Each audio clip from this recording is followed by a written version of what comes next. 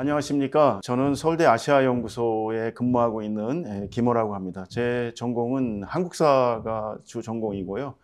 주로 조선시대의 문화, 사상, 전반적인 것에 관해서 공부하고 있습니다. 오늘 여러분들에게 강의할 내용은 조선의 의료와 귀신이라고 하는 조금은 파격적인 제목이 되겠습니다. 의료라고 하면, 의학이라고 하면 약간 과학적인 내용이 될 것 같고, 귀신이라고 하면 과학하고는 거리가 먼 미신적이라고 할까, 비과학적이라고 할까, 비이성적이라고 할까, 이제 그런 영역의 내용인데요. 이 두 영역이 사실 어떻게 경쟁하면서 또 공생하면서 조선시대의 문화를 이렇게 만들어 왔는가, 그런 것들에 관한 이야기를 말씀드리고자 합니다.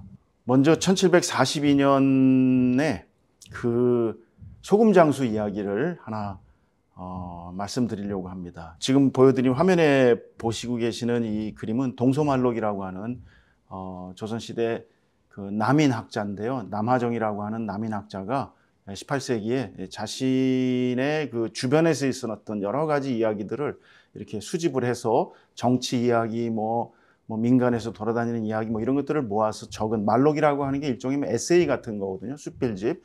그런 내용에 들어있는 겁니다.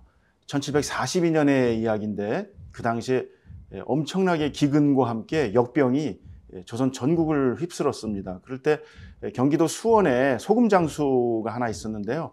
이 소금장수가 소금을 팔러 이제 경상북도의 한 마을을 방문했던 것이죠. 그런데 방문했던 집에 여자 둘만, 처녀 둘만 이렇게 살고 있었는데 그 큰 언니가 말하기를 당신이 역병으로 죽은 가족들의 매장을 도와주면 이 재산의 반을 나눠주고 자신의 여동생과 결혼해서 우리 집에서 살 수 있도록 해주겠다, 이렇게 한 겁니다. 그 얘기를 듣고 이제 좋아가지고 소금장수가 즐거워했었죠. 그리고 나서 아침에 일어나 보니까 집안에는 어제 그 자신과 이야기를 했던 그 처녀 두 명은 다 이미 죽은 상태였고 귀신들만 있었다, 죽은 사람들만 있었다는 것이죠. 이렇게 귀신에 홀린 소금장수도 결국 그 며칠이 되지 않아서 사망했다는 그런 이야기입니다.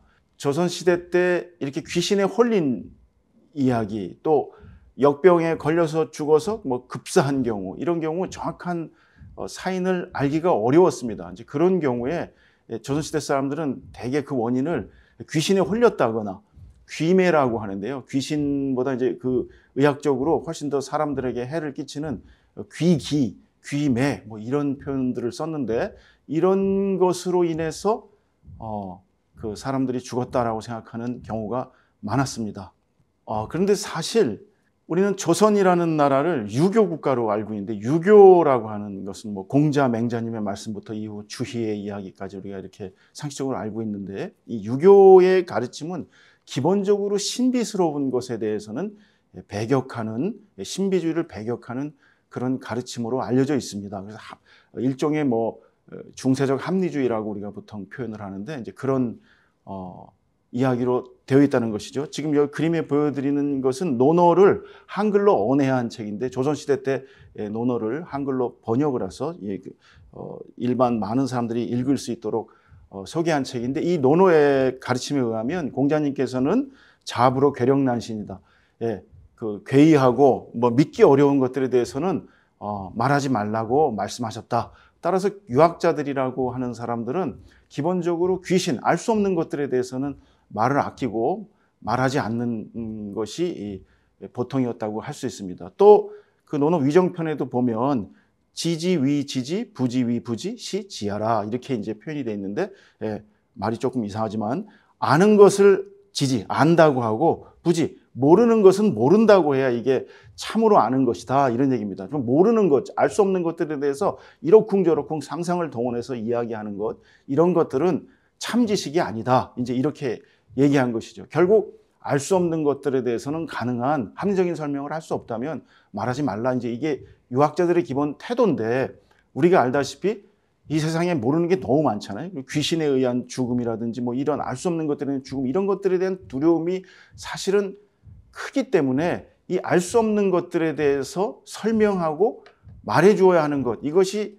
정치의 숙명이라고 얘기할 수 있는 것이죠. 이 괴력난신에 대해서 말해주고 이걸 합리적으로 설명하고 이걸 통제할 수 있는 대상으로 삼을 때 어떤 의미에서 사회 질서가 유지된다고 하는 것이죠. 이런 괴력난신의 권리를 무당이나 중들에게 맡겨서 이거를 그냥 내버려둘 수만은 없었던 것이죠. 그래서 조선의 유학자들은 일종의 귀매 혹은 귀신의 소행이라고 하는 것에 대해서 사람들이 두려워하는 것을 두려워하지 않도록 하고 이 귀매를 치료할 수 있는 대상으로 만들어서 국가의료 시스템으로 끌어들여서 통제하려고 하는 생각을 가지고 있었습니다. 그래서 앞서 말씀드린 것처럼 저의 오늘 강의는 조선의 유학자들이 1392년에 나라를 건설한 후 이 성리학이라고 하는 이 유학으로 나라를 건설한 후에 이 알 수 없는 귀신의 소행, 귀매의 소행과 벌인 경쟁 그리고 공생의 역사를 이렇게 간략하게 소개드린 것이라고 할 수 있겠습니다. 공자님께서는 알 수 없는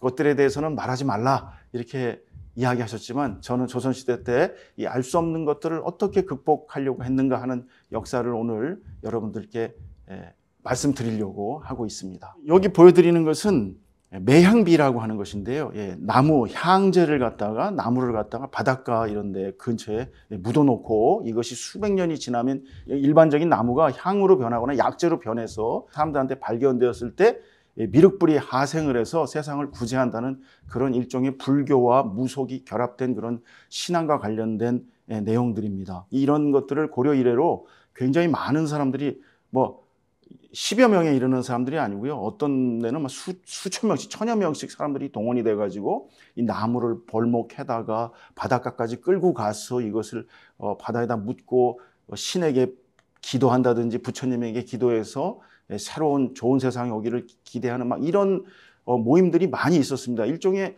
알 수 없는 신에 대해서 기도함으로써 자신의 현세의 삶을 또 미래의 삶을 바꿔달라고 하는 미래불, 즉 미륵불이죠. 미륵불이 이 세상에 다시 나타나기를 희망하는 이런 일종의 불교적 의례인데요. 이제 이런 것과 관련된 내용들이 조선이 건국되어서도 여전히 지속이 되었습니다. 그래서 1393년 11월에 그 실록의 기사를 보면 당시 대신들이 모여가지고 이제 논의를 하는데 1393년, 즉 1392년에 조선이 건국됐으니까 얼마 지나지 않은 1년도 채 안 지난 그 해에 또 역시 기근이 돌고 재난이 막 벌어져갖고 많은 사람들이 이제 또 천여 명씩 모여가지고 귀신에게 제사를 지내고 술과 음식을 빚어가지고 막 곡식을 낭비할 터이니 이것을 막아야 된다고 하는 그런 회의가 한번 있었습니다. 이렇게 많은 그 당시의 백성들이 기근이 들은 해에 제의가 있었던 해에 당연히 곡식이 부족한데도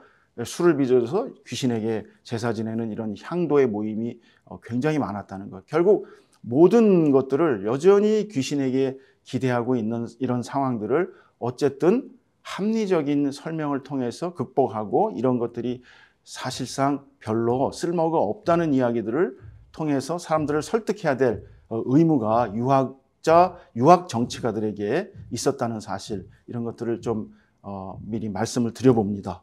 그런데 사실 이런 매향의식이나 향도 같은 수천 명의 모임이 절을 중심으로 해서 이제 그렇게 사람들이 귀신에게 제사를 지내거나 부처님께 빌거나 하는 이런 배경에는 당시에 귀매나 귀신 같은 것들이 어떻게 생겨나는가에 대한 설명, 이 설명을 주로 불교에서 하고 있었거든요.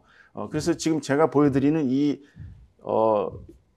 PPT는 능엄경이라고 하는 그 불교의 경전인데, 일종의 경전인데 이것을 한글로 또 번역을 해서 세조 때 우리가 알고 있는 세조 시절에 이게 번역이 돼서 일반 사람들한테 읽을 수 있도록 이게 이제 그 공간이 된 책인데, 이 책에도 보면 이 세상에 나타나는 각종 그 괴이한 존재들, 그걸 이물이라고 이제 하는데, 세상에 나타나는 각종 괴이한 존재에 대해서 이 불경에서는 다음과 같이 이 설명을 하고 있습니다. 즉 인과론, 업보론, 인연론 이런 것에 근거해서 설명을 하는 것이죠. 불교에서 말하는 일반 중생들이 사물을 탐욕해서 남의 물건을 훔치거나 이렇게 한다면 그 죄로 인해서 다음 생에는 인간으로 태어나지 못하고 뭘로요?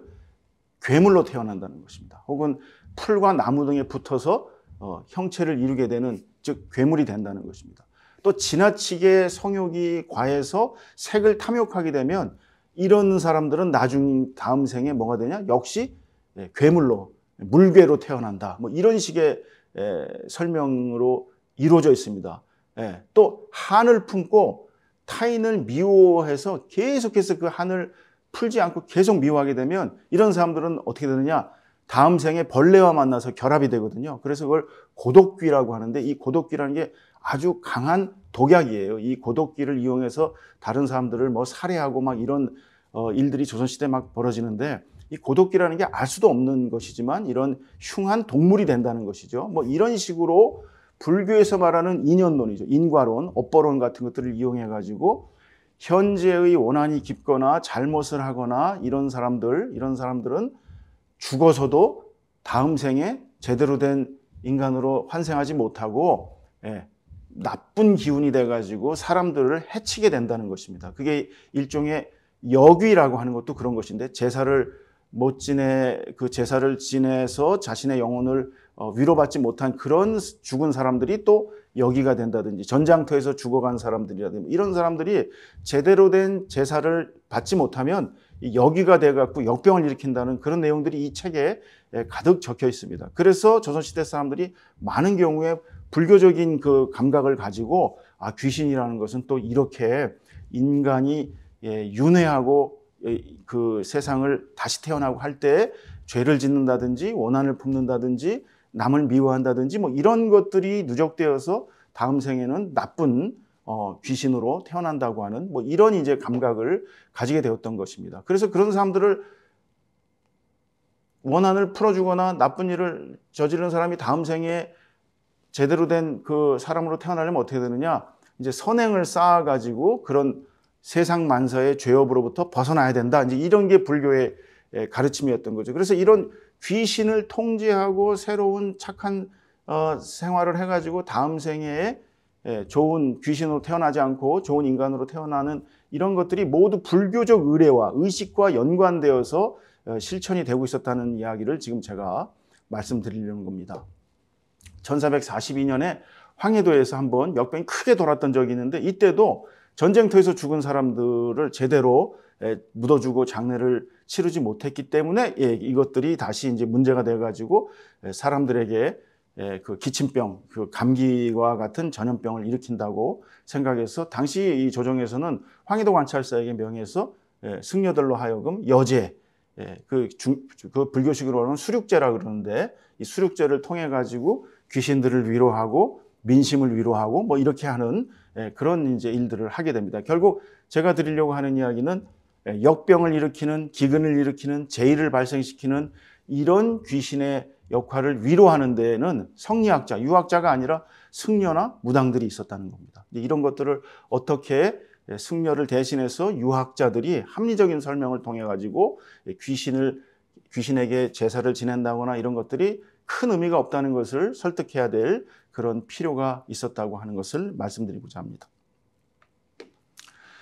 그런데 사실은 불교에 있는 그 경전들뿐만 아니라 의서에도 보면 의서라고 하는 것은 매우 합리적인 설명으로 백성들이 병에 걸렸을 때 이걸 치료해주는 그런 처방들을 담아야 되는 것인데 물론 의서에는 합리적인 설명들이 많이 적혀져 있습니다. 그럼에도 불구하고 여안에도 의서 안에도 조선 초기의 의서들을 살펴보면 상당히 많은 그 일종의 우리가 현재의 감각으로 보면 미신적인 그런 내용들이 적혀 있는 것들을 볼 수가 있습니다. 조선 초에 만들어진 걸로 알려진 향약재생집성방이라든지 세종대에 만들어진 향약집성방 이런 책들도 보면 중국의 의서들을 많이 활용해서 이제 그 급사를 한다거나 역병, 귀신에 의해서 사람들이 갑자기 죽는 뭐 이런 것들을 치료하는 방법을 설명하면서 사람의 혈기가 부족해서 나쁜 외부의 기운에 손상을 받아서 발생한다든지 뭐 이런 합리적인 설명을 하는 것뿐만 아니라 실제로는 이제 뭐 귀신에 의해서 홀려가지고 귀신에 맞아가지고 귀매에 맞는다 그러는데요. 이제 귀매에 맞아가지고 급사를 하는 경우 뭐 이런 경우들에 대한 내용들이 많이 적혀 있습니다. 또 다른 내용으로는 뭐 여우 귀신한테 홀려, 그걸 호매라 그러는데 여우 귀신한테 홀려가지고 죽는다고 하는 그런 내용들이 적혔습니다. 근데 이걸 치료하는 방법을 보면 뭐 침을 바른다든지 환자 옆에서 여우 울음소리를 낸다든지 뭐 이렇게 해서 치료가 된다고 하는 지금 봐가지고는 뭐 거의 그 이해하기 어려운 그런 내용들이 또 동시에 적혀 있는 것도 사실입니다. 그래서 이제 이런 것들을 어떻게 극복하고 조금 더 합리적인 설명으로 나아갈 것인가 하는 것이 굉장히 중요한 것이었는데, 이제 이때 중요한 역할을 했던 사람이 바로 이 남효원이라고 하는 15세기의 학자입니다. 15세기 학자입니다. 이 사람의 귀신론이라고 하는 책을 30대 초반인 1484년에 이 책을 이 글을 장문의 논문인데요. 귀신이라고 하는 것이 얼마나 허망한 것인가를 논증하는 이 글인데 한 2년여에 걸쳐서 수천 자에 걸쳐서 쓴 장문의 논문입니다. 이분은 과거의 패스에서 뭐 크게 관료로 진출한 분은 아니고 학자로서 남아 있었던 분이어서 이분의 그 재능이 아깝다고 많은 사람들이 이 칭찬을 했던 그런 학자인데, 이 남효원이 쓴 귀신론이라고 하는 이 글에서 이제 앞서 언급했던 그런 불교에서 말하는 인과론이라든지 이런 것들이 다 무당의 푸닥거리라든지 이런 것들이 다 사실은 실제 문제를 해결하기보다는 백성들의 불안함을 이용해 가지고 자신들의 사익을 도모하는 그런 나쁜 방법이다.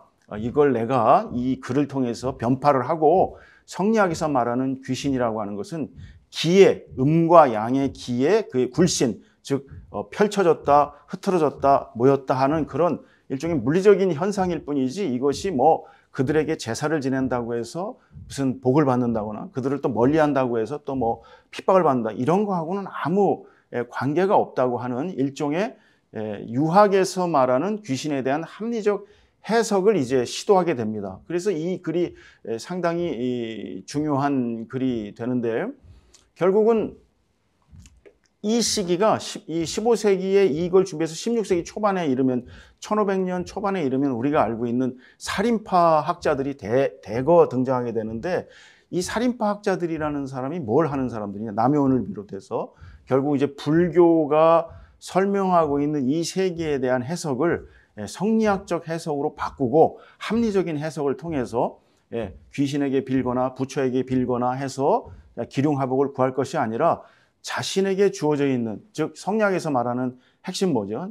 모든 인간은 기본적으로 좋은 덕성을, 사회적 덕성을 받기 때문에 이걸 잘 실천해 갖고 수신제가 치고 평천하가 이루어진다면 그게 좋은 세상이 되는 것이지, 귀신에게 빌어서 좋은 세상이 되는 게 아니고 부처에게 부탁한다고 좋은 세상이 되는 게 아니다라고 하는 일종의 사회운동을 벌였던 것이거든요. 이제 이걸 우리가 지금 살인파라고 보통 이야기하는 것인데, 바로 이런 사람들이 나타나면서 세상에 그 귀신들에 대한 그 사람들, 민중들의 믿음, 이런 것들을 비판하고 불교의 이런 응보론이라든지 인과론이라든지 이런 것들을 비판하고 성리학의 수신론, 성리학의 합리적 병인론, 이런 것들을 통해서 이 불교의 가르침을 이제 대신해서 유학이 일종의 정치 철학으로 또 일상의 철학으로 퍼지게 되는 이제 그런 계기를 마련한 글이라고 볼 수 있습니다. 결국 이 남효원의 귀신론은 괴력난신을 말하지 말라라고 하는 공자님의 말씀을 받아서 괴력난신의 본질을 정확히 이해할 수 있는 그런 안내문 같은 그런 글이라고 할 수 있는 것이죠. 그래서 결국 역병이나 급사, 졸사, 갑자기 사람이 죽는 그 원인이 역이라든지 귀매라든지 그런 귀신의 소행이 아니라 천기 운행의 문제라든지 허약한 신체, 그 이제 나중에 말씀드리겠지만 인간은 세 가지 기운으로, 요소로 이루어지는데 인간의 정과 인간의 기와 인간의 신, 정기 신으로 이루어진다고 이제 성리학자들은 설명을 하거든요. 이 정기신의 밸런스, 균형이 무너지는, 즉 신체의 균형이 무너지게 됐을 때 외부의 나쁜 기운, 그걸 사기라고 그러는데, 이 사기가 들어와서 병이 생기는 걸로 이제 설명함으로써 합리적인 설명으로 넘어가려고 하는 그런 단계를 잘 보여주고 있는 글이라고 말씀드릴 수 있습니다. 이런 그 16세기, 15세기 후반부터 16세기 초반 제가 말씀드리는 이 살인파의 그 사회운동과 같은 것들을 통해서 불교를 대신해서 성리학이 일종의 생활철학과 정치철학으로 이제 확산되려고 함에도 불구하고 조선시대 내내 사실은 어떤 면에서 보면 이 귀신에 대한 믿음이라고 그럴까 이런 것들은 사라지지 않고 계속 민중들의 사이에서 뭐 민중들뿐만 아니죠. 그 민중들이라는 건 양반으로부터 시작해서 하층민에 이르기까지 그런 주변에서 계속해서 유지되고 있었다고 하는 것을 또 한편 말씀드리지 않을 수가 없습니다. 지금 이 제가 보여드리고 있는 이 그림은 두창, 천연두, 홍역의 귀신입니다. 후덕하게 생긴 이 부인이 2명의 어린 시동을 데리고 다니는데요. 이분은 이 마마라고 불리는 건 이 마마 높은 사람한테 부르는 호칭이지 않습니까? 결국 이제 이걸 높이는 분인데 이분이 보이기는 이렇게 후덕하게 보여도 성깔이 있으셔, 성질이 까다로우셔가지고 막 이제 저 집집마다 찾아다니면서 이제 어린아이들을 두창에 걸리게 하는 그런 이제 나쁜 그 천연두 귀신인 것이죠. 근데 이분을 막 푸닥거리를 해서 그냥 쫓아만 내면 또 안 됩니다, 이분은 또 어떻게 해야 되냐면 좋은 음식을 만들고 국을 끓여가지고 대접을 해야 됩니다. 그걸 이제 배송굿, 별송굿이라 그러는데 뿐만 아니라 지금 여기 2명의 아이들을 시동을 데리고 다니잖아요. 그래서 이것도 아이들 옷을 새로 지어가지고 색동 저고리를 지어가지고 음식과 함께 저고리를 또 이렇게 상에다 올려놓고 이 옷을 잘 입고 음식을 잘 먹고 마시고 제발 우리 집에는 해를 끼치지 마시고 가시면 좋겠습니다라고 이렇게 제사를 지내야만 이 호구마마 두창 귀신이 사람들한테 해코지를 하지 않고 간다고 하는 풍속이 15세기부터 20세기 초까지 뭐 20세기 중반까지도 일제시대까지도 이런 생각들이 계속해서 사람들의 마음속에 있었을 정도로 이런 천연두 귀신이라든지 이런 것들을 믿는 그런 생각들이 계속 이어졌습니다.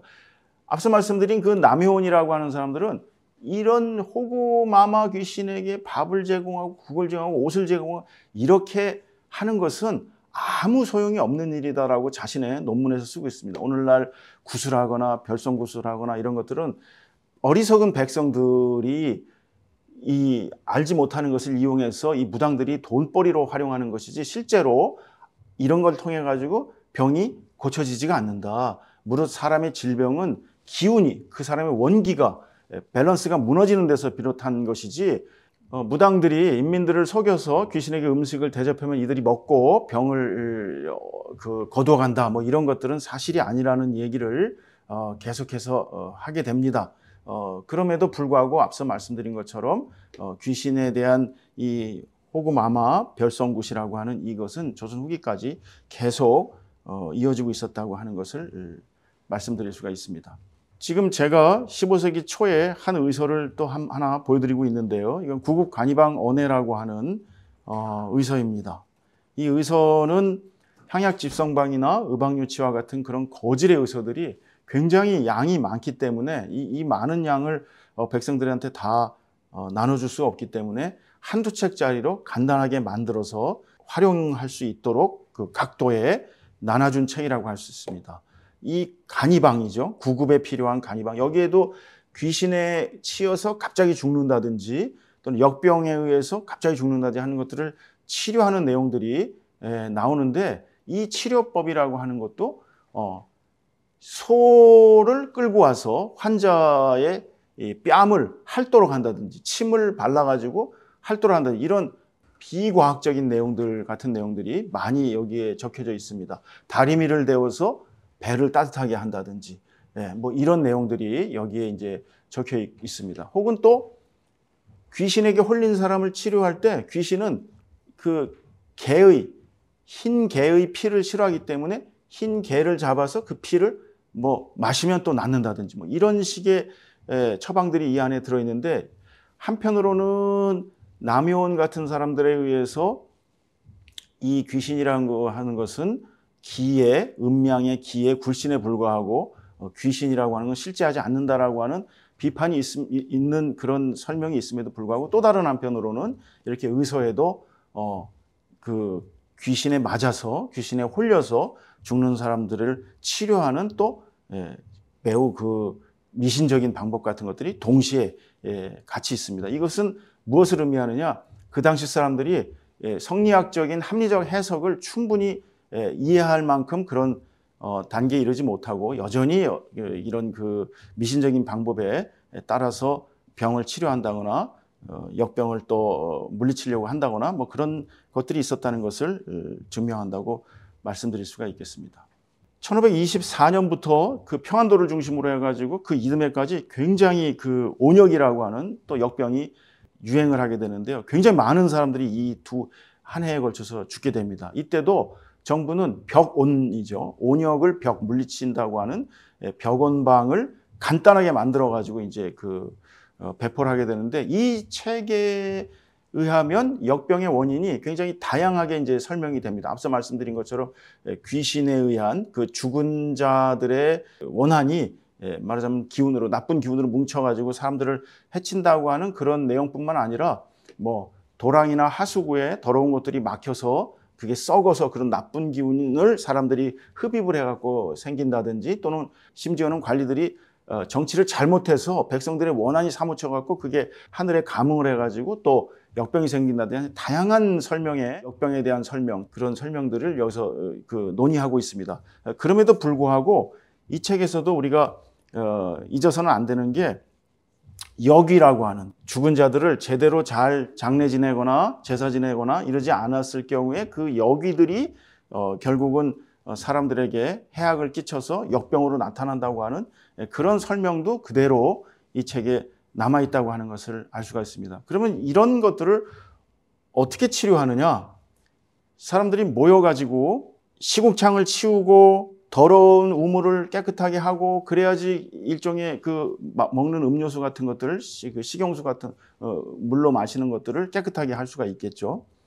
그뿐만 아니라 공동체를 보존하기 위해서 함께 모여서 뭘 하는 방법들이 또 이 책에는 잘 제안이 되고 있습니다. 그래서 연말연시에, 한 해 연말연시에 모여가지고 이런 귀신들이 사람들에게 해를 끼친 것을 쫓아내기 위한 일종의 벽귀 행사들을 하게 되는데요. 그 중에 하나가, 지금 우리는 거의 다 사라졌지만 중국에는 그런 것들을 많이 볼 수 있는데, 화약을 터트려 가지고 그 귀신들을 놀래켜 갖고 물리친다든지, 또는 뾰족한 것들, 가시가 달린 나무 뭐 이런 것들을 주변에 이렇게 깔아두고 귀신이 그 가시 같은 걸 보고 무서워서 들어오지 못하게 한다든지, 뭐 이런 것들을 하는 그런 일종의 풍속이 민속의 풍속이 생겨나게 됩니다. 또 조선에서는 도소주라고 하는 술을 연말연시에 담궈서 그 동네 사람들이 모두 어린아이부터 어른애들까지 마시는 그런 풍속이 생기는데, 이 도소주라는 술이 여러 가지 약재를 가지고 이제 이 술을 담가서 마시는데, 이 약재도 굉장히 강한 고초나 호초 같은 아주 맵고 강한 약재들로 만든 술입니다. 그래서 이것도 역시 매운맛을 내서 그 매운맛을 참지 못하게 하는 효과로 귀신들이나 이런 것들이 사람들한테 얼씬거리지 못하게 하는 뭐 그런 것들을 함께 나눠서 마신다든가 하는 그런 풍속이 생겨나게 되었습니다. 자, 그런데 그런 조선시대 이래로 말씀드린 그 귀신을 쫓아내는 여러 가지 방법과, 또 귀신이란 건 없고 천지 기운의 흐름, 또 인간이 가지고 있는 기본적인 정기신, 이런 것들의 밸런스가 무너져서 병이 생기거나 죽게 되는 것이지, 귀신으로 인한 그런 것은 세상에 없다라고 하는 설명이 점점 이제 퍼져나가기 시작하게 됩니다. 그리고 제가 여기서 보여드리고 있는 두 종의 책이 16세기 후반, 17세기 초반, 1580년에서 1610년 이 사이에 조선에서 만들어지게 됩니다. 15세기를 거쳐서 만들어지게 되는데, 의림차료라고 하는 의서와 잘 알려진 동의보감이라고 하는 의서, 이 두 권의 책을 제가 지금 여기 보여드리고 있는데, 이 의림차료는 양예수라고 하는 의사가 지은 책으로 알려져 있는데, 허준의 스승이라고 볼 수 있는 분입니다. 내의원에서 허준에 앞서서 내의원을 관장하던 그런 의사인데, 이분의 의림차료라는 책을 보면 귀신이라고 하는 것에 대한 설명을 다 이제 비판하고, 결국 사기, 나쁜 기운이 성에서 좋은 기운, 인간에게 있는 좋은 기운이 약해지게 돼서 병이 생기는 것이지, 그것이 귀신이라든지 그런 것에 의해서 세속에서 말하는 귀신에 의해서 병이 생기는 것이 아니다라고 이야기를 못 박아서 하고 있습니다. 흥미로운 것은 이분의 양예수의 선생님이라고 할 수 있는 장한웅이라고 하는 도사가 있는데 그분은 귀신을 볼 수 있는 사람이었다고 알려져 있거든요. 그런 귀신을 볼 수 있는 사람의 제자임에도 불구하고 이 양예수는 자신의 의서에서 귀신이 뭐 병을 일으킨다든지 귀신이 역병을 일으킨다든지 이런 설명들은 가능한 다 삭제를 하고 모든 것들을 합리적인 의학의 논설로 설명을 하려고 노력하고 있습니다. 그래서 귀신이 달라붙어서 귀신에 홀렸다라고 말하는 것도 실제로는 귀신이 있어서 그런 것이 아니라 몸 안에 있는 튼실한 기운이 밸런스가 무너져가지고 외부에 있는 나쁜 기운에 이렇게 그 영향을 받아서 생기는 것이지 이것이 귀신의 문제가 아니다라고 얘기하는 겁니다. 그래서 중요한 것은 정, 혈기 그리고 마음, 신 이런 것들이 중요하다. 정과 기와 신의 밸런스가 가장 중요하다라고 하는 이야기들을 계속하게 됩니다. 즉 병은 역병이나 이런 모든 병들은 외부의 원인도 중요하지만 외부의 원인보다 더 중요한 건 뭐냐? 기본적으로 인간이 타고나는 그런 정과 기와 신이라고는 인간을 이루는 세 가지 요소의 이 밸런스를 잘 유지하면서 건강을 도모하는 것 이것이 훨씬 더 중요하다라고 하는 내용으로 이제 일종의 패러다임을 전환하게 되는 것이죠. 그렇게 되면서 동의보감에도 그러한 내용, 자신의 스승인 의림차려의 내용을 그대로 받아들여서 인간에게 중요한 정과 기와 신이 어떻게 인간의 몸을 이렇게 움직이면서 인간을 이루고 있는가라고 하는 것을 신형장부도라고 하는 그림을 보면 잘 나오는데 이 신형장부도라는 게 동의보감을 딱 펴면 목차 다음에 나오는 첫 번째 그림입니다. 이것이 인간이라고 하는 것이 무엇인지를 설명하는 허준의 가장 중요한 논설인데요. 거기에도 보면 이 정과 기와 신이 이 척추를 따라서 몸 신체를 돌면서 건강 상태를 유지하도록 하는 기가 돌면서 그래서 이거를 잘 유지하는 것이야말로 그 중요한 것이지 뭐 귀신을 믿는다든가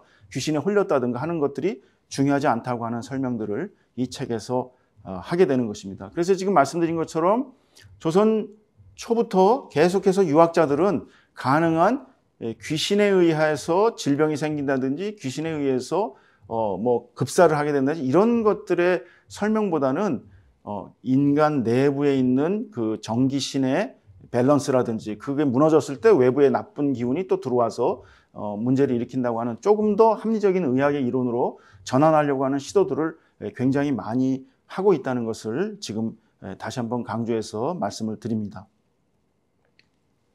그리고 우리가 알고 있는 조선 최고의 유학자라고 할 수 있는 퇴계 이황 선생님도 평소에 그런 그 정과 기와 신의 밸런스를 유지하기 위해서 마음의 수신도 하지만 육체 훈련, 체조 같은 훈련들을 많이 하셨거든요. 지금 이 책은 활인신방이라고 하는 책의 일부에 퇴계 선생님이 직접 그린 것으로 알려져 있는 그 체조 모습인데 이 책은 원래 중국 명나라를 건국한 주원장의 아들이 많았거든요. 주원장이 제가 알기로 정확지 않은데 한 20명쯤 있는 걸로 알고 있는데 그중에 16번째 아들인 주건이라고 하는 사람이 의학에도 밝고 음식에도 밝고 또 도가 노장 사상에도 밝아서 활인심이라고 하는 건강을 도모할 수 있는 책, 활인심이라고 하는 활인신방이라는 책을 썼는데 이제 이 책을 조선 시대 때 수입을 한 것이죠. 이 수입한 것을 퇴계 선생이 공부를 하시면서 자기가 필요한 내용들을 정리해서 활인신방으로 다시 이제 그 재탄생시킨 것인데 이 책에도 보면 퇴계 선생은 마음 수양이라고 하는 것이 얼마나 중요한가 또 몸의 기를 잘 이렇게 단련하는 것이 얼마나 중요한가 해서 이 정과 기와 신의 훈련을 통해서 건강을 유지하는 방법이 중요한 것이지 귀신이라든지 마마 신한테 빈다든지 이런 것들이 사실은 부질없는 짓이다라고 하는 것들을 누차 여기서 이 책에서도 강조를 하고 있습니다. 핵심적인 것은 기본적으로 귀신이라고 하는 알 수 없는 것들에 의해서 거기에 대해 기대고 그걸 빌고 하면서 병을 치료하려고 하는 그 방법이 잘못이라고 하는 것을 유학자들은 계속해서 설명을 하고 있었다는 그 이야기를 하고 있습니다. 그래서 이제 그 허준은 동의보감을 쓰기 전에 임진왜란 직후에 임진왜란이 막 일어나고 재란이 일어나기 직전인 이 해에 수많은 사람들이 이제 천연두로 인해서 두창으로 인해서 어린아이뿐만 아니라 많은 사람들이 죽게 되는 것을 보고 이런 것들을 치료하려면 제일 중요한 건 뭐냐? 조선에서 인구가 늘지 않는 백성이 늘지 않는 인구가 늘지 않는 이유가 뭐냐? 소와 어린이가 두창으로 인해서 가장 많이 죽는데 제일 풍속에서 뭐를 하느냐면 호구마마나 이런 귀신들한테 빌 뿐 결국 약을 쓰는 것을 제일 금기로 여겨서 전혀 약을 먹지를 않고 그저 호구마마에게 국이나 밥을 갖다 주고 옷을 만들어서 그 시동들 입히라고 하고 이런 데다 돈을 다 쓰고 있다. 이것은 큰 문제다라고 비판을 하면서 중요한 것은 그런 것들을 하는 귀신을 믿고 거기에 비는 것이 아니라 약물을 가지고 적극적으로 원인을 파악해서 치료하는 것이 중요하다라고 하는 합리적인 보다 과학적인 설명으로 이제 넘어가는 것이죠. 그래서 언해두창집의 서문에 보면 뭐라고 돼 있느냐? 허준이 왜 천연두가 생기는가? 그건 호구마마 귀신이 찾아와서 사람들을 괴롭히는 게 아니라 뱃속에 엄마 뱃속에 아이들이 있을 때 태 안에 있을 때 그 더러운 것들을 먹게 되는데 이걸 태독이라고 하는데 그게 이제 어린아이의 몸에 쌓여 있다가 그게 그 한 해의 운수가 뜨거운 열이 나는 화운이라고 하는 그 12갑자에서 화가 들어가는 해에 그런 것들이 만나가지고 안팎이 감흥을 해가지고 그런 역병이 생기는 경우가 많은데 결국 중요한 것은 호구마마에게 비는 것이 아니라 태 안에 있을 때 입안에 물고 있는 태독을 어린아이가 태어났을 때 깨끗하게 닦아주는 이것이 천연두를 예방하는 두창을 예방하는 가장 중요한 방법이다라고 이제 이 책에 언해두창집에 쓰고 있습니다. 이런 것들을 보면 의학자들은 계속해서 합리적인 방법으로 이런 귀신에 빌거나 이런 것들을 하는 것들을 극복하고 의학적인 치료로 사람들의 역병을 이겨내려고 하는데 치중을 하고 있었다는 것을 알 수가 있습니다. 언해두창집의 그 해당 대목 제가 그 화살표를 한 걸 보면 그 한글로 번역을 해가지고 다 사람들한테 알려주고 있지 않습니까? 아기 갓 나가지고 솔에 안여실 적에 울음소리가 안 날 때 빨리 부드러운 깁을 헝겊을 가지고 손가락에 싸가지고 황련감초 달인물 이 황련감초 달인물이 이제 일종의 소독제 같은 것이죠. 황초감초 달인물을 찍어서 입안에 더러운 것을 씻어 없어지면 그러면 태독을 다 씻어낸다는 것이죠. 그렇게 하면 아이가 도끼를 먹어가지고 뱃속에 들어가 있다가 천연두가 되거나 이런 일들이 없고 예방을 할 수 있지 않겠느냐. 그래서 이 한글로다 이런 내용들을 적어서 사람들한테 알려주는 것이죠. 그러면 이제 귀신에게 빌 이유가 없죠. 아이들이 태어나면 어떻게 한다고요? 빨리 아이 울음소리 나기 전에 헝겊에다가 황련감초와 같은 그런 걸 끓여가지고 약재를 끓여가지고 이걸로 입안을 깨끗하게 닦아주는 지금은 뭐 알코올 같은 걸로 이렇게 닦아주듯이 그 당시에 이제 이 황련감초탕을 가지고 닦아주는 이런 형식으로 이런 내용으로 계몽을 하고 의학적인 해법들을 알려주는 것이죠. 이 방법은 조선 후기에 가면 굉장히 널리 퍼지게 됩니다. 지금 이 제가 보여드린 이 문서는 한국학중앙연구원에 있는 그 왕실 문서 중에 하나인데요. 18, 19세기에까지 조선 후기까지 이런 방법들이 널리 퍼져서 태독을 씻어내는 풍속이 왕실로부터 시작해서 민간에 이르기까지 다 펼쳐지게 됩니다. 그 화살표 한 대 보면 해태독법이라고 돼 있잖아요. 태독을 씻어주는 방법. 아기씨 탄강하오신 후에 솔에 나오기를 기다리지 마시고 뭐 이렇게 돼 있습니다. 모신 부녀자들이 그 은여들이죠. 은여들이 보드라운 명주로 비단으로 황련감초탕을 찍어서 입안에 있는 걸 닦아주면 어린아이가 천연두에 걸릴 일이 없다라고 하는 내용을 이제 가르쳐주는 겁니다. 점점 이런 내용들을 통해서 이 과학적인 합리적인 방식들을 세상에 제공함으로써 귀신에 대한 신앙, 귀신에 대한 미신 이런 것들을 극복하려는 노력들이 이어지고 있는 것을 볼 수가 있습니다. 근데 이제 그게 다가 아닌 것이죠. 제가 이제 뒷부분에 말씀드린 거 앞에서도 계속 말씀드렸지만 그렇게 의학자들, 성리학자들은 합리적인 방식으로 귀신이라고 하는 것을 설명하고 귀신에 빈다고 하는 것이 병을 고칠 수 있는 좋은 방법이 아니라고 하는 그런 내용들을 계속해서 가르쳐주고 처방을 소개하고 함에도 불구하고 이 민간에 속방이라고 하는 민간에 스며든 이 귀신의 영향력은 계속해서 조선 후기 20세기까지 그대로 유지되었다는 것, 그런 것들을 또 한편으로 말씀드리지 않을 수가 없습니다. 지금 여기 나와 있는 두 권의 의서인데요. 이것도 의서이자 백과사전 같은 것인데요. 조선시대 때 산림경제라든가 이런 다양한 가정백과사전 같은 것들의 책을 보면 앞서 말씀드린 그 귀신에 홀려가지고 사람이 죽는다든가 아니면 그 제사밥을 못 얻어먹은 여귀들이 역병을 일으킨다든가 하는 이런 설명들이 다 부질없는 설명이고 헛소리다라고 하는 것을 아무리 설명해도 결국은 이런 그 가정백과사전이나 이런 조선 후기에 널리 쓰여진 이런 구급방류에는 여전히 그 귀신과 관련된 내용들 또 그런 것들을 치료하는 민간의 처방들이 계속해서 남아있다고 하는 사실입니다. 저 왼쪽에 있는 것은 성호사설이라고 하는 성호이익, 저 안산에 있었던 18세기 유명한 학자죠. 대학자인 성호의 글에도 여우 귀신을 봤다는 자신의 그 노비의 말을 뭐 상당히 그럴듯한 믿을 수 있다는 식으로 써놓고 있습니다. 우리가 성호이익 같은 그런 실학자들은 이렇게 비합리적이고 미신적인 얘기들을 배격할 것처럼 보이지만 이런 사람들의 이 문집에조차도 여우 귀신을 봤다는 그 노비의 글을 이렇게 자세하게 적어 놓은 겁니다. 저 늙은 종이 와서 하루는 성호에게 자기가 새벽녘에 길을 가고 있는데 여우가 앞발로 이렇게 주둥이를 이렇게 몹고서는 사람처럼 걸어가고 있는데 완전히 사람인 줄 알았다는 것이죠. 뭐 이런 걸 보면 여전히 이런 여우 귀신이라든지 물귀신이라든지 뭐 도깨비라든지 이런 것들이 민간 영역에서는 그대로 사라지지 않은 채 유지되고 있었다고 하는 것을 알 수가 있습니다.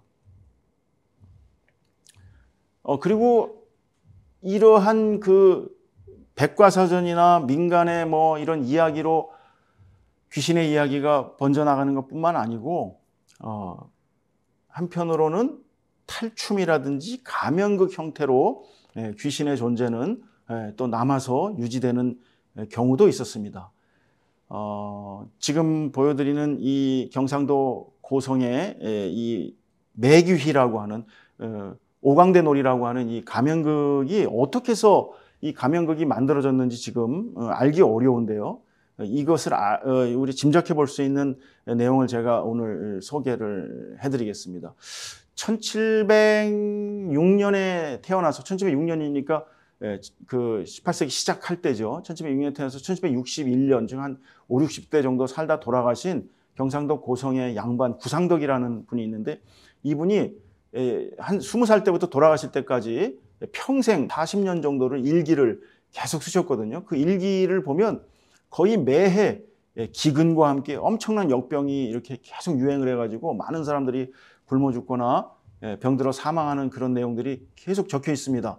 특히 1730년을 전후로 해가지고 조선의 전국에 조선 팔도에 큰 역병이 돌게 되는데 이때 구상덕의 집안에도 고성 양반 구상덕의 집안에도 어머니가 돌아가시고 노비들이 죽고 아내를 잃고 하는 그런 큰 일들이 이제 벌어지게 된 것입니다. 근데 흥미로운 거는 이 구상덕의 기록에 당시 이 역병, 괴질의 원인으로 생각하는 당시 사람들이 생각하는 게 딱딱귀라고 하는 귀신이 있었다는 겁니다. 병장기를 딱딱딱 부딪히면서 대오를 이루어 가지고 수백 명이 이렇게 밤에 무리지어 다니는데 이 딱딱귀를 보게 되면 그 역병에 걸려서 급사하게 된다는 것이 그 당시에 소문으로 쫙 번졌다는 것이죠. 그래서 이 딱딱귀를 보면 어떻게 해야 되느냐?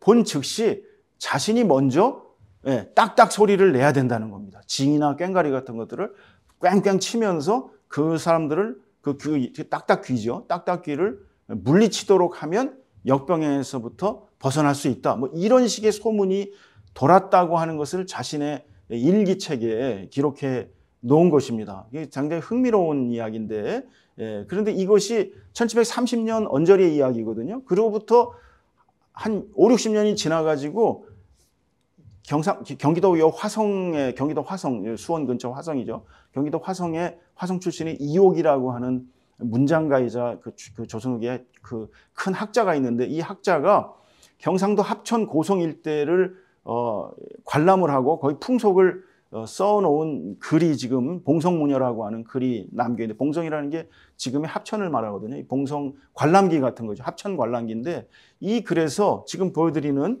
이 매귀놀이라고 하는 이 글이 하나 적혀 있는데, 여기에 보면 이옥이 뭐라고 써 있느냐, 내가 연말연시에 가서 봤더니 이 합천 고성 일대에 많은 사람들이 가면을 뒤집어 쓰고 귀신을 쫓는, 징과 깽가리를 치면서 귀신을 쫓는 그런 연희 놀이를 하더라. 그리고 집집마다 들면서 징과 깽가리를 쳐주면 시주를 하는 것이죠. 밥을 이렇게, 쌀을 이렇게 내주어서 그걸 모아가지고 또 잔치를 벌이고 여러 가지 공공 사업에 쓰는 그런 일종의 매귀놀이를 하더라라고 하는 기록을 1799년에 이옥이라는 사람이 남겨놓은 게 있습니다. 이런 거를 보면 역병을 쫓기 위해서 그렇게 그 딱딱기를 쫓기 위해서 징과 꽹가리를 쳐가지고 귀신을 쫓던 그런 풍속들이 이제 정기적으로 수십 년이 지나가지고 정기적으로 연례 행사처럼 연말연시에 이런 그 매귀놀이와 같은 형태로 발전해서 오늘날 그 가면극이라든지 탈춤이라든지 이런 것들의 기원이 된 것처럼 보이기도 하는데, 어쨌든 지금 제가 드리려고 하는 이야기는 귀신이라고 하는 것이 부질없는 것이고 약을 먹어서 치료해야 된다고 하는 그런 굉장히 의학적인 설명들을 계속 조선시대 내내 함에도 불구하고 여전히 민간 영역에서는 이런 귀신들을 쫓는 다양한 형식의 의례들이 민간의 풍속으로, 정기적인 풍속으로 변화해서 전해지고 지금까지도 이건 계속 전해지고 있는 것이거든요. 이런 형태로 살아남아서 전해지고 있다는 것을 말씀드리려고 하는 겁니다. 그리고 또한 민간 영역에서뿐만 아니라 의서 속에서도 아까 말씀드린 것처럼 그런 그 한쪽으로는 그런 그 귀신이라고 하는 것을 물리치는 합리적인 처방을 그 귀신에 비는 것이 아니라 합리적인 처방을 통해서, 약물 치료를 통해서 역병을 또는 급사를 막아야 된다고 하는 그런 설명과 함께 여전히 이런 그 구급방류의 의서들에는 사람들의 풍속, 그 마음속에 이렇게 전해지고 있는, 민간에 전해지고 있는 귀신을 물리치는 이야기들이 계속해서 남아있다고 하는 것들을 지금 말씀드립니다. 1790년에 저 함경도에 있었던 이경화라고 하는 유학자가, 당시 함경도 사람들이 약물도 모르고 그저 무당이나 불러가지고 부적이나 부르고 이제 이런 것들을 안타깝게 생각해서 광제 비급이라고 하는, 널리 백성들을 구제한다고 하는 이런 책을, 의서를 써서 출간을 했는데요. 여기에도 결국은 그냥 귀신과 도깨비 이야기가 여기도 남아 있습니다. 귀신에 홀린 사람이 제일 싫어하는 게 뭐냐? 침을 싫어하기 때문에 갑자기 죽은 증상에는 뜨거운 침을 얼굴에다가 발라준다든지, 그건 앞서 보았던 소를 데려다가 얼굴을 문질르도록 하면 낫는다고 하는 15세기의 이야기가 수백 년을 걸쳐갖고 18세기에 다시 부활을 해가지고 뜨거운 침을 발라준다든지 뭐 이런 것들을 이 책에 써놓고 있습니다. 여우에 홀린 경우는 또 어떻게 하느냐? 이 여우에 홀린 경우는 치료법이 없습니다. 결국은 여우를 잡아서 여우 고기를 구워 먹는 방법에는 별다른 처방이 없다. 뭐 이런 이야기들이 이 책에 그대로 계속 적혀 있는 걸 보면 계속해서 민간 영역에서는 귀신을 치료하는 방법에 대한 합리적인 주문과 함께 이런 미신적인 내용들이 여전히 함께 내려오고 있었다는 것을 알 수가 있습니다. 또 그 물귀신을 또 막는 방법이 또 이 책에는, 광제비급에는 소개가 되어 있는데, 물귀신이 뭘 싫어하는지 아십니까? 물귀신은 은비녀를 싫어한다는 거예요. 그래서 은비녀를 끼고 물에 들어가면은 물귀신한테 잡혀먹지 않는다는 거예요. 그래서 평양 대동강에서 한 사람이 수영을 잘하는데 그 빨간 손이 그 사람을 잡으려고 불쑥불쑥 대동강에서 나오는데도 그 사람이 물에 빠지지 않고 헤엄을 쳤다는 거거든요. 그래서 봤더니 머리에 은비녀를 끼고 있어서 물귀신이 잡아가지 않았던 거죠. 그런데 사람들이 이제 그렇게 얘기했던 거죠. 그럼 비녀를 빼고 한번 수영을 해봐라. 그 비녀를 빼고 수영을 했더니 바로 그냥 물귀신이 잡아가지고 물로 빠져 죽었다고 하는 그런 얘기들이 이 책에 적혀 있습니다. 지금 보면 믿기 어려운 이야기인데, 이런 걸 통해서 물귀신을 물리치는 은비녀의 효과가 훨씬 부각이 되는 것이죠. 이런 내용들이 의서 속에 담겨 있으니까 한편으로는 합리적인 처방이 의사 안에도 있고, 한편으로는 은비녀와 같은 이런 미신적인 이야기가 물귀신을 물리친다는 이런 얘기들이 동시에 같은 책에 담겨서 지금까지 전해지고 있다는 이런 것들을 우리가 이 책에서도 확인할 수가 있습니다. 그리고 이것은 19세기에 가서도 의정손익이라고 하는, 이건 19세기 대표적인 의사인 황도연이라고 하는 사람이 만든 의서인데, 여기에서도 여전히 그 귀신의 이야기, 귀매의 이야기 같은 것들이 사례로 소개가 됩니다. 한 부인이 허약해져 가지고 흰 개의 귀신과 교접을 해갖고 아이를 임신하는 막 이런 허망한 이야기들이 있는데, 결국 이걸 치료하는 방법은 그 흰 개를 잡아서 그 피를 먹였더니 치료가 되더라. 뭐 이런 얘기들이 여기 적혀 있습니다. 적어도 의서에는 있어서는 안 될 법한 그런 이야기들이 여전히 19세기까지도 적혀 있다는 것을 우리가 알 수 있습니다. 그건 뭐 고종대 나온 의휘라고 하는 이 책에도 여전히 그러한 그 귀신과 관련된 경험방들이 나옵니다. 그 귀신에 홀려가지고 시름시름 앓고 있는 사람을 치료하는 방법으로 뭐 귀신을 여우의 기름을 불로 지펴가지고 귀신을 물리친다든지 하는 그런 약간 믿기 어려운 이야기들이 뭐 이 책에 계속해서 적혀 있는 것들을 말씀드립니다. 그리고 이제 20세기까지 들어와서 이 홍제일기라고 하는 것은 전라도 부안에 있었던 기행연이라고 하는 기씨 양반이 쓴 자신의 평생의 일기인데요. 1910년 한일 합방이 되기 전까지 쓴 그 책에도 여전히 민간에서는 역병이 닥치면 어떻게 해야 되느냐, 뭐 부적을 붙이거나 뭐 이런 것들이 치료법으로 제한이 되고 있었다는 것을 이 책에서도 그대로 보여주고 있습니다. 학질, 말라리아가 유행하면 어떻게 해야 되느냐, 개가 집게발이 날카롭잖아요. 그 집게발 날카로운 것을 문 앞에다가 걸어두면 말라리아 귀신이 오지 않는다. 뭐 이런 식으로 해서 치료법을 이 책에 적혀 있는데, 앞서 15세기에 매운맛을 먹는다든지 화약을 터뜨려서 귀신을 물리친다든지 뾰족한 가시가 달린 나무를 갖다가 집안에 걸어놓고 귀신을 물리친다든지 그런 처방들이 수백 년을 지나서 사라지지 않고 20세기의 민간 영역에서도 그대로 일기책에 학질, 말라리아 귀신이 오는 게 두려우니까 개의 집게발을 문 앞에다 걸어놓고서 그것을 물리치게 한다든지, 또는 환하게 등불을 켜가지고 불귀신이 들어오지 못하게 한다든지, 뭐 이런 것들이 여전히 20세기 초까지도 그 책에 적혀 있는 것을 우리가 볼 수가 있습니다. 결국 귀신과의 공생을 할 수밖에 없었던 그런 조선시대의 이야기들을 이제 정리를 해봅니다. 조선시대 내내 원인을 알 수 없는 급사나 또는 많은 사람을 죽음으로 내몰았던 역병, 이런 걸 조선시대 사람들이 귀신이나 귀매의 탓으로 생각을 했습니다. 불경에 의하면은 귀신과 같은 그 이류는 물괴지요. 물괴는 세상에 잘못한 일을 저지르거나 타인에게 원한을 품고 죽은 자들이 윤회의 굴레 속에서 악의 존재로 나타나는 것이다. 뭐 이런 식의 설명을 했던 것입니다. 도둑질을 한 업보, 세욕의 업보, 한을 품고 타인을 저주하는 업보, 악한 마음을 먹은 채 절대 잊지 않는 업보, 막 이런 것들이 물괴가 돼가지고 다음 생에 이런 귀신으로 나타나게 되는데, 이런 중생들이 이런 죄업을 만들지 않고 선행을 쌓아서 귀신으로 태어나지 않도록 해야 된다. 이제 이렇게 불교에서는 가르치는 것이죠. 그리고 승려들이 이걸 통해서 뭐 귀신에게 빌기도 하고 막 이렇게 했던 것이죠. 결국 조선을 건국한 성리학자들은 이런 불교적 세계관으로부터 민중들이 알 수 없는 것에 대한 두려움과 뭐 그로 인해서 그 많은 그 돈을 써가면서 귀신에게 비는 이런 것들을 비판하고, 귀신이라고 하는 것은 음과 양의 기운에